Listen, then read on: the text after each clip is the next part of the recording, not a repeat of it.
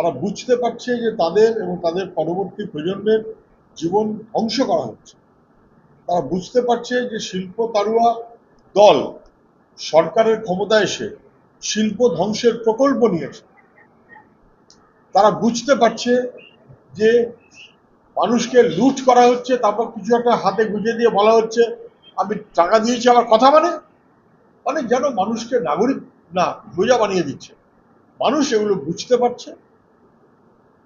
এর বিকল্পে যারা ভাবছিলেন যে বিজেপি, তারা বুঝে গেছেন যে বিজেপি কোনো ইস্যুই না সমর্থনের বিবেচনায়।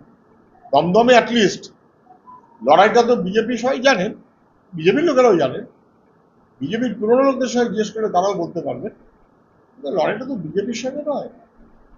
তৃণমূলকে পরাস্ত করতে হলে একমাত্র বামপন্থী আমরা, আর কেউ নেই।